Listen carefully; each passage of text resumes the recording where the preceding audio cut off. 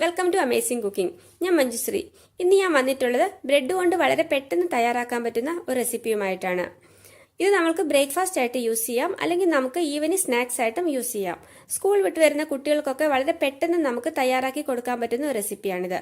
അപ്പോൾ ഞാനിന്നിവിടെ യൂസ് ചെയ്യുന്നത് ഈവനിങ് സ്നാക്സ് ആയിട്ടാണ്. അതാണ് ഞാൻ നിങ്ങളുമായിട്ട് ഷെയർ ചെയ്യുന്നത്. 2 സേവിങ്സിനുള്ള ഇൻഗ്രീഡിയൻസ് ആണ് ഞാനിവിടെ കാണിക്കുന്നത്. അതിന് വേണ്ടിയിട്ട് ഞാനൊരു 6 പീസ് ബ്രെഡാണ് എടുത്ത് വെച്ചിട്ടുള്ളത്. ഇതിനു വേണ്ടി നമുക്ക് പുതിയ ബ്രെഡ് വേണമെന്നൊന്നുമില്ല. അതിന് വേണ്ടിയിട്ട് നമുക്ക് ലെഫ്റ്റ് ഓവർ ബ്രെഡും യൂസ് ചെയ്യാം. ഒരു മീഡിയം സവോള ചെറുതായിട്ട് ചോപ്പ് ചെയ്തത്, ഒരു പച്ചമുളക് ചോപ്പ് ചെയ്തത്, 1/2 ടീസ്പൂൺ ഇഞ്ചി പേസ്റ്റ് ആക്കിയത്, ഒരു മീഡിയം തക്കാളി ചെറുതായിട്ട് ചോപ്പ് ചെയ്തത്. കിട്ടുവാണെങ്കിൽ ചുമന്ന കളറിലുള്ള തക്കാളി തന്നെ എടുക്കുക. കുറച്ച് മല്ലിയില. ഇതുണ്ടാക്കാൻ ആവശ്യമായിട്ടുള്ള മസാലകൾ: 1/4 ടീസ്പൂൺ കടുക്, 1/4 ടീസ്പൂൺ മഞ്ഞൾപ്പൊടി, 1/4 ടീസ്പൂൺ ജീരകപ്പൊടി, 1/4 ടീസ്പൂൺ കായം, 1 ടേബിൾ സ്പൂൺ ടൊമാറ്റോ കെച്ചപ്പ്, ആവശ്യത്തിന് ഉപ്പ്. പിന്നെ വേണ്ടത് മിക്സ്ചറാണ്. നമുക്ക് ഇഷ്ടമുള്ള ഏത് മിക്സ്ചർ വേണമെങ്കിൽ നമുക്കിതിന് വേണ്ടിയിട്ട് യൂസ് ചെയ്യാം. അപ്പം കൂടുതൽ ടേസ്റ്റ് കിട്ടും. ആവശ്യത്തിന് കുക്കിംഗ് ഓയിൽ വേണം, വാട്ടർ വേണം. ആദ്യം തന്നെ ഒരു ബൗൾ എടുത്ത് വെക്കുക. എന്നിട്ട് അതിലേക്ക് നമ്മൾ എടുത്ത് വെച്ചിട്ടുള്ള ബ്രെഡ് പീസ് ഓരോന്നായിട്ട് ചെറിയ ചെറിയ പീസസ് ആക്കിയിട്ട് മുറിച്ചിടുക. ഞാനിപ്പോൾ ഒരു പുതിയ ബ്രെഡാണ് ഇതിന് വേണ്ടിയിട്ട് യൂസ് ചെയ്യുന്നത്. പക്ഷെ അങ്ങനെ തന്നെ വേണമെന്നൊന്നുമില്ല. നമ്മളെ വീട്ടിലുള്ള ലെഫ്റ്റ് ഓവർ ബ്രെഡ് നമുക്ക് ഇതേ രീതിയിൽ തന്നെ വളരെ ടേസ്റ്റി ആയിട്ട് ഉണ്ടാക്കിയെടുക്കാൻ സാധിക്കും.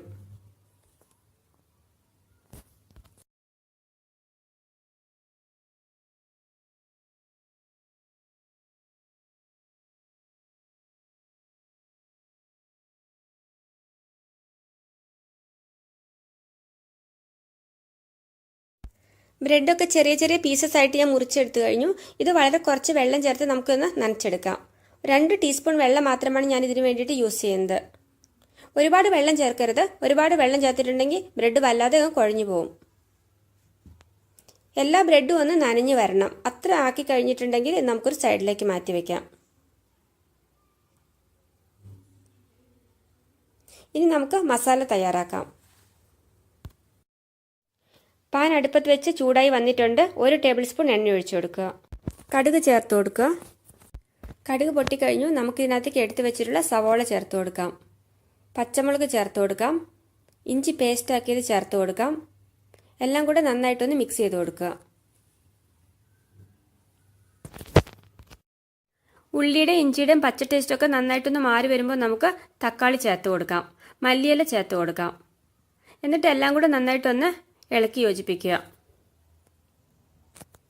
ഈ ടൊമാറ്റോ നന്നായിട്ട് വെന്ത് സോഫ്റ്റ് ആയിട്ട് വരണം. നന്നായിട്ട് വെന്തുടയണം.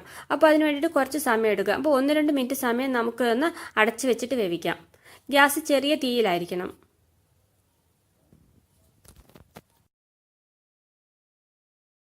രണ്ട് മിനിറ്റ് കഴിഞ്ഞു. പാനിൻ്റെ കവറൊന്ന് മാറ്റി നോക്കാം. ടൊമാറ്റോ നന്നായിട്ട് വെന്തിട്ടുണ്ട്. ഈ സമയത്ത് നമുക്ക് ആവശ്യമുള്ള മസാലകൾ ചേർത്ത് കൊടുക്കാം. മഞ്ഞൾപ്പൊടി ചേർത്ത് കൊടുക്കുക. ജീരകപ്പൊടി ചേർത്ത് കൊടുക്കുക. കായപ്പൊടി. എല്ലാം കൂടെ നന്നായിട്ടൊന്ന് മിക്സ് ചെയ്ത് കൊടുക്കുക. ഗ്യാസ് ഇപ്പോൾ ഞാൻ ചെറിയ തീയിലാണ് ഇട്ടിട്ടുള്ളത്. ടൊമാറ്റോ കെച്ചപ്പ് ചേർത്ത് കൊടുക്കുക. മിക്സ് ചെയ്ത് കൊടുക്കുക.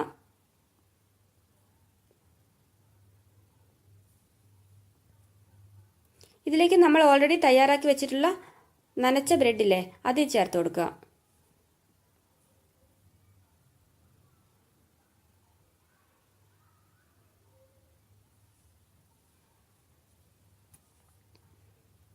ആവശ്യത്തിന് ഉപ്പ് ഈ സമയത്ത് നമുക്ക് ചേർത്ത് കൊടുക്കാം.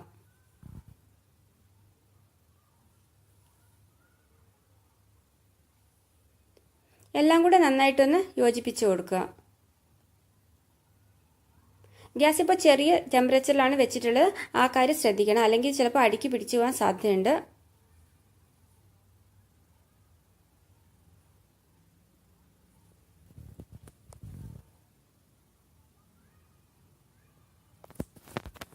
ഇപ്പോൾ എല്ലാം കൂടെ നന്നായിട്ട് മിക്സ് ആയിട്ടുണ്ട്. ഇനി ചെറിയ തീയിൽ 1 മിനിറ്റ് സമയം നമുക്കൊന്ന് അടച്ചു വയ്ക്കാം. ബ്രെഡ് ഉപ്പുമാവ് ഇവിടെ തയ്യാറായി കഴിഞ്ഞു. ഇതെല്ലാം കൂടെ നന്നായിട്ടൊന്ന് മിക്സ് ചെയ്ത് കൊടുക്കുക. എന്നിട്ട് നമുക്കിതൊരു സെർവിംഗ് ഡിഷിലേക്ക് മാറ്റാം.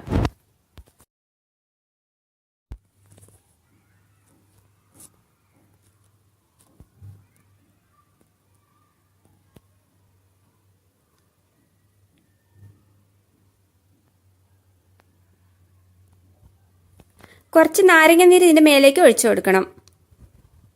എന്നിട്ട് നമ്മൾ എടുത്തു വെച്ചിരിക്കുന്ന മിക്സ്ചറില്ലേ അത് വെച്ചിട്ട് നമുക്കൊന്ന് ഗാർണിഷ് ചെയ്തെടുക്കാം.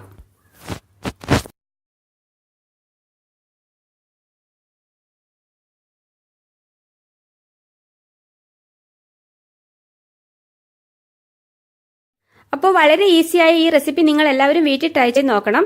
ഇഷ്ടപ്പെട്ടാൽ എൻ്റെ ചാനൽ സബ്സ്ക്രൈബ് ചെയ്യാൻ മറക്കരുത്. അതോടൊപ്പം അടുത്ത് കാണുന്ന ബെൽ ബട്ടൺ ഒന്ന് പ്രസ് ചെയ്യാനും മറക്കരുത്. എന്നാൽ മാത്രമാണ് അടുത്തതായിട്ട് ഞാൻ പോസ്റ്റ് ചെയ്യുന്ന വീഡിയോകളുടെ നോട്ടിഫിക്കേഷൻസ് അതേസമയം നിങ്ങൾക്ക് കിട്ടുകയുള്ളൂ. നിങ്ങൾക്ക് ഇഷ്ടപ്പെട്ടാൽ ലൈക്ക് ചെയ്യുക, കമൻറ്റ് ചെയ്യുക, ഷെയർ ചെയ്യുക. അപ്പോൾ അടുത്ത ദിവസം ഇതിൽ നല്ല മറ്റൊരു വീഡിയോ ആയിട്ട് ഞാൻ വരുന്നവരേക്കും ബൈ ബൈ.